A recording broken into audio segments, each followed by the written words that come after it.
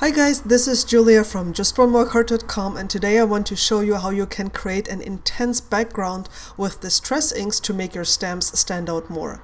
I'm going to be using these two stamps by Gerdersteiner Designs, Heavy Friends and How Are You? And I'm going to be using the elephant and one of the sheep. I've cut a piece of paper that is just a sliver smaller than a standard A2 sized card base.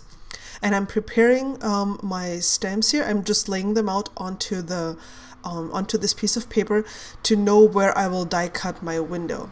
And I'm just I die cut the window and I'm just tracing this through onto the card base, and I'm going to be using, I think this is picked raspberry, squeezed lemonade,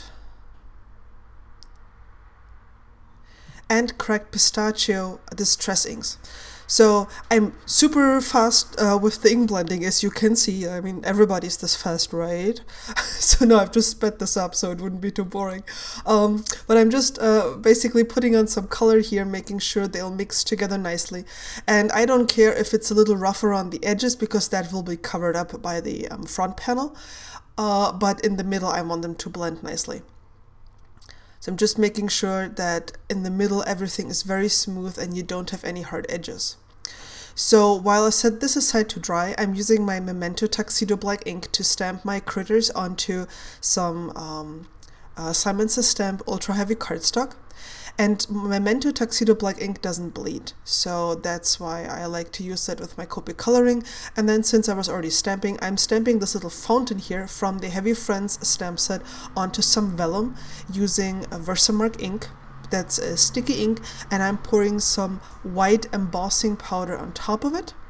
It's gonna stick to the Versamark, and then when you heat set it, it's going to be, permanent.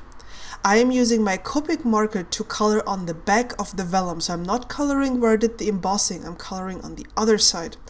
And it's going to smooth out any unevenness when you turn it around, so you don't see any streaks. But I find this a very easy way to color Copic color on vellum. And then I'm just using my scissors to fuzzy cut this out. Now for the coloring of the critters, I'm going to play some music and meet you on the flip side.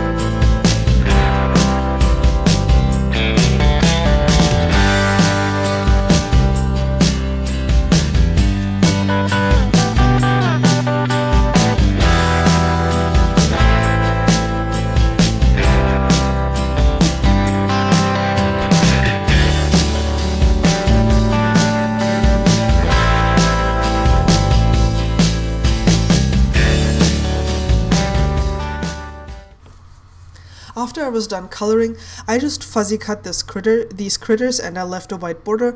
And as you can see, even if I'm very slow here, it's absolutely doable. It's not too bad.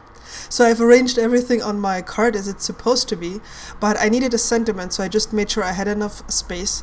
And then I'm stamping the sentiment, that's a German sentiment, 1000 Dank, which is like 1,000 times thank you, because I wanted to have some German sentiment cards for my friends.